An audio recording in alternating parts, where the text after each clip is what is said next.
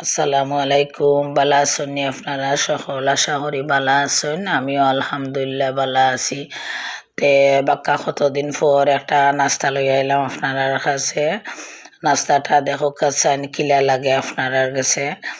তো আমি একটা ময়দার মাঝে ওই দেখো তেল দিছি আর লবণ দিছি দিয়া ওগুলারে একটুক আমি জোরজোড়া করমু আর দিয়া সুন্দর করিয়া জোরজোড়া করমু। ওই দেখো তো এরপরে আমি কুসুম গরম পানি দিয়া ময়দাটারে গুলি লাইমু। আর অন্যদিকে আমি কয়েকটা আলু সিদ্ধ দিছি আর 2টা ডিম সিদ্ধ দিছি। তো আলু আর ডিম রে আমি সুন্দর করিয়া ওই দোকা গসাইয়া লইলিমু অন্য একটা বাটির মাঝে দিয়া ইগুন্তরে আমি আলাদা রাখমু। ওই দেখো তো ইগুন্তর মাঝে আমি যাতায়াতা দেওয়ার তো দিলাইমু। এখানটার মাঝে আমি দিমু আমি যেন শুকনা মরিচ আছে শুকনা মরিচ রে বাজিয়া গুঁড়া করিয়া রাখছি শুকনা মরিচটা দিলাইলাম গুঁড়া শুকনা মরিচ দিলাইলাম। আর এখানেও দিমু আমি পেঁয়াজ বেরেস্তা করা কিছু করিয়া আগে রাখিছিলাম ওগুলা দিমু।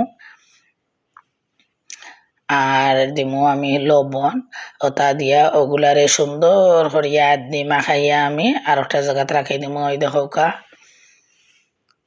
আর খাই যেন করিয়া রাখছিলাম এটা দিয়ে আমি এখন একটা বড় একটা রুটি বানাইলাম। ওই দেখো একবারে খাট যত বড় রুটি বড় খাট যত বড় অত বড় একটা রুটি বানাই লিছি। এখন রুটির উপরে আমি যেন আলু আর ডিম দিয়া কেটা হয়ে রাখছিলাম ওগুলো একবারে সমান করিয়া রুটির যতখান বড় অতখান আমি সমান করিয়া দিলাইরাম।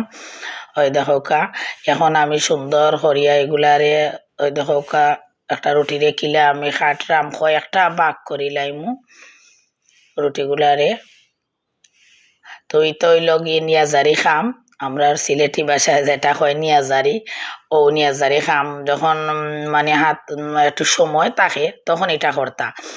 আর যখন জরুরি টাইমে এটা আসলে করা যায় না এটা বড় বেজালি নাস্তা বাড়া।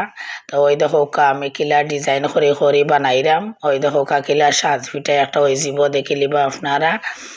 আর খাইতে খুব অসাধারণ আসলে একটা মজা লাগে। এটা আপনারা যারা যারা জানেন ঠিক আছে যারা জানেন না ট্রাই করবা আমার কাছে লাগে খুবই মজা পাইবা আপনারা করকরা করিয়া বাজবা অনেক মজা লাগবো। ওই দেখো এখন আমি রান্না ঘরে গিয়া আমার ওগুলারে সুন্দর করিয়া এখন বাজি লাইমু।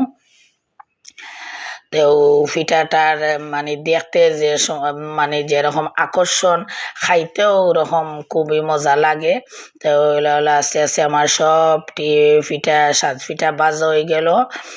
আর আপনার কাছে খিলা লাগলো আমারে কমেন্ট করে জানাইবা। ওই দেখো অনেক সুন্দর হয়েছে মাশাআল্লাহ। আপনারা বালা থাকা। আসসালামু আলাইকুম।